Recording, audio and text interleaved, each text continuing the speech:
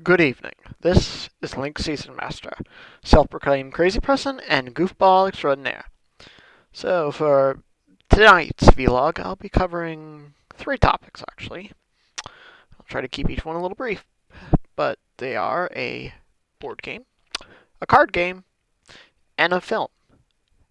Now, the board game and card game I tested out with some friends last night. The film I just got back from actually. And, well, as the title of the video may describe, they are titled Hacker, Sentinels of the Multiverse, and Belle. Now, to give a little description of Hacker, it's a board game where you basically are given these prompts. They're like puzzles, and you have to figure out how to solve each one. Now, the puzzles are themed after both hacking and basically how to beat a hacker at their own game. So first, you have to figure out, given a prompt, and first you have to figure out, okay, how would the hacker not only get to this point, but get the key needed to get through? And once you figure out the steps, you have to use those steps, those same steps, to instead force the hacker to wind up in a virus. Now you have a limited number of turns, but to solve the first part. But once you get to the third part, as long as you can get the hacker into the virus, doesn't matter. Now, it's for the box says it's for anyone ages 10 through adults, and I gotta say, even the first few puzzles were pretty hard. Like, especially since the manual does an okay job explaining, but it takes a lot. It really is one of those games that you kind of need the manual open and playing it at the same time to kind of understand it. So basically, one without the other isn't going to make a whole lot of sense. You really need to be reading the manual while playing to kind of get some context. It was fun though. I'm glad my cousin got it for me for Hanukkah, and I'm also glad I finally had a chance to test that out. The other, Sentinels of the Multiverse, is a card game I first learned about several years ago at a friend's house on the other side of the country. And I wanted to get my own copy, and I did, but it took a while to actually get people to try it out with me. But it has a premise that doesn't sound too complicated. It's basically you and the other players play as a hero against a villain. Here's where things get interesting. You're not actually competing with the other players. It's a collaboration game rather than you are still technically competing, but you're basically competing effectively against an AI in real life. Because the villains' cards as well as the environments run themselves. They're self-running, so it's one of those games where either everyone wins or nobody wins. And I don't really know of too many card and board games that are like that. I know there's like certain features in video games, especially those with online features that are like the whole premise of raids.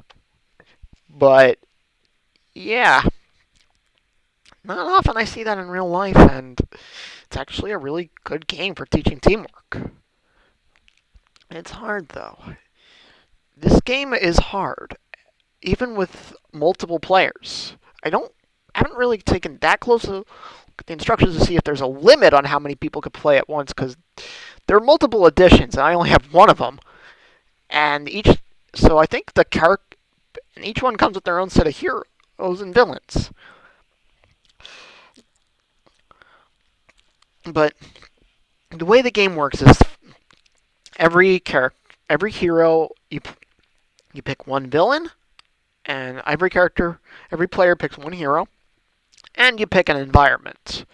The villain goes first, and then each of the heroes, and then the environment, which is also autonomous. And the environment can either hurt you, hurt the villain, or hurt everybody. It's not picky. But just like real life environments. I gotta say, even when you shuffle these decks, you'll never know just how badly it's going to hurt you. For example, last night my friends and I were using an Atlantis deck, and we had went through 2 rounds of toxic seaweed, and then we're thinking, let me guess, another toxic seaweed. Nope, the Kraken! Yeah, we lost last night, because, yeah, out of the 3 times I've played this game, I've only won once. It's a hard game. And theoretically, you could play this by yourself, but I would not recommend that, because I don't think I can. Props to anyone who could play this game by themselves and not play as multiple heroes at once. Just play as one hero and win. Because this game is a lot harder the fewer players you have. Because even if you have a full roster, it's going to hurt. Like, these villains are really powerful. It's fun, though. Like, it's one of those games where, like, you're working with your friends together so hard. Like, you're working so hard and collaborating with your friends that win or lose, there's just this satisfying feeling to it. And if you get the hard copy, it comes with a complimentary code for Steam to get the video game version of it, which I have not tested it, and it'll be interesting to see if I'm playing it correctly once I finally do. Because I expect I'm going to get my butt kicked one way or another. But yeah, it's fun. Both of them were really fun, especially if you like thinking. And the way I played Hacker, I think doesn't really say whether or not you're supposed to do it. It's basically, once again, a game that comes with preset puzzles. There's nothing discouraging people from working together to solve it. And I really enjoy that, like bouncing off ideas, collaborating, trying to come up with a solution. Okay, those are the board and card game. Now for the main event, Belle, the most recent film from... wow. I kept seeing... Huh. Well, I was misled. Every time I saw G Kids, for some reason I thought that was shorthand for Ghibli. Wow.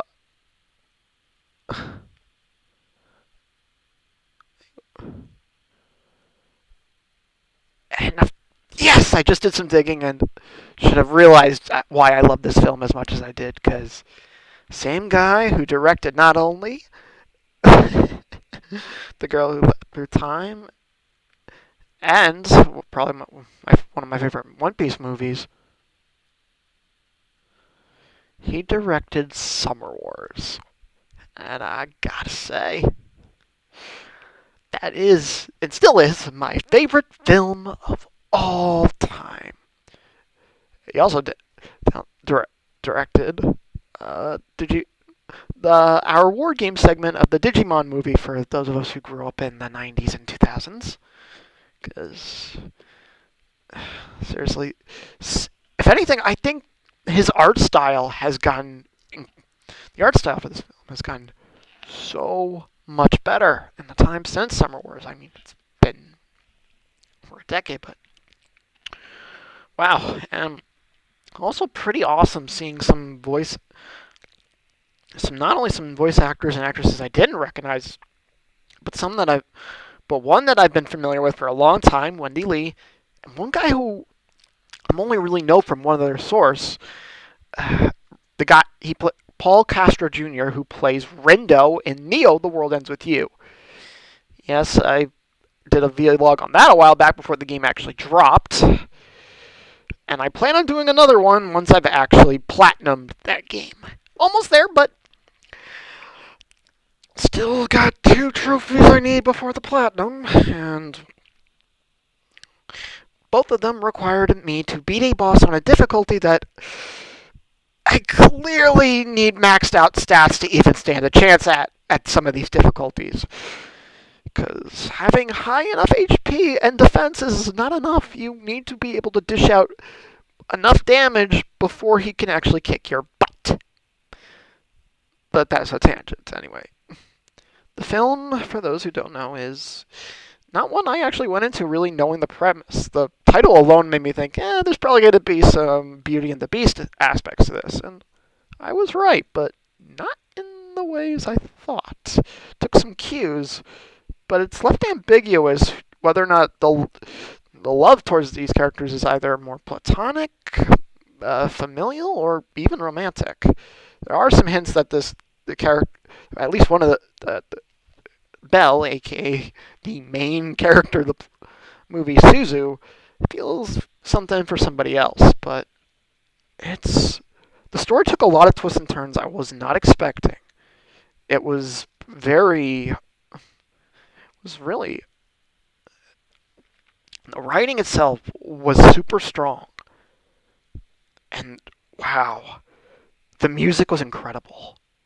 Like I I suspect it was Kylie, Susie's voice actress, who is Kylie McNeil, which I don't think I've ever heard before. If she was also doing the singing voice, wow, she was incredible. Like those, I could see why even in universe some of these songs have such a divided fan base, but it really, once again, it's divisive in that just as many people love it as they hate as people who hate it, because it's a beautiful singing style, but not the kind that's for everyone. It hits a weird spot where like it almost hits like kind of, especially the earlier songs, hit this almost hit this kind of auditory version of an uncanny valley, like for or like you're either gonna love it or you're gonna hate it. But her final song number towards the end of the film, I was tearing up. Honestly, I think I might have actually started crying. I'm not sure. I definitely came close, and that really impresses me in a lot of ways because unlike Summer Wars, which I saw at a time where I honestly it was just the movie I needed to see, and it helped give me an answer on how to approach a certain issue in my family, or something like Josie the Tiger and the Fish, which also was it really I related to it in a lot of ways. This one I didn't really relate to it that much. I'm not saying that in a bad way. No, it is probably relatable to a lot of people, especially those who have some kind of performance anxiety or who have issues with which side, with having multiple aspects of their personality and feeling like only people will only want to see some aspects of it and not the whole picture. Like some people think of it as being two-faced or not, whatnot, but let's face it, we're complex people. Are often a lot more complex than people want to be. And some people think that one aspect of yourself is going to be entirely an act, when in reality it's just one side of yourself. That's at least the way I see it. Me, I don't really relate to that. I've actually always enjoyed performing. I actually prefer doing that than practicing. And honestly, I'm the kind of guy who not only wears his mind on his sleeve, but has a history of taking off his shirt. So, yeah. I'm not. I do have certain aspects of my personality, though, that I'm not proud of. And I do my best to keep those in check so that it doesn't make people around me uncomfortable. Because I hate doing that. But I don't deny that they're there too, or that I feel them. Not anymore, at least. But in that regards, this is very much relatable, especially for younger audiences. Like not knowing which aspects of yourself to you're okay with letting people see. And there's also some pretty serious family drama in a lot of these with some of the characters. And yeah, I'm lucky. I've never had to experience something like that firsthand. But even so, when they take this big gamble with their last song towards the end of the film, even though it didn't really feel like I related to me, the writing, the emotions, the acting was all so good that I still felt enough to cry. or wanted to cry and probably was on the verge of doing so. That is good writing and good acting when you can do that, something like that. Even when the writing, even if the subject material doesn't entirely relate to you, if you could still feel that with these characters, that is solid writing and acting. And I think I still prefer Summer Wars, but the art, the music, the writing, it's clearly taken a lot of steps up. And yeah, I can't recommend this film enough. I really do think people should go see it either in theaters or when it gets a home release. If you're still uncomfortable regarding the human malware, as some people I know have called it.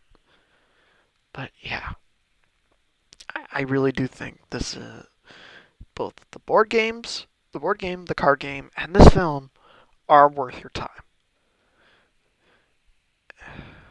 Former two, especially if you can get a group of people to try it out, and the latter if you can actually.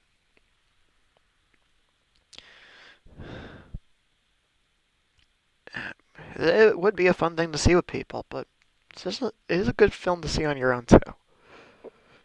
But yeah, all three get a really good recommendation from me, and I highly recommend people check this out when they have a chance. It'll be worth your while. Anyway, thank you all for listening, and goodbye. Until next time.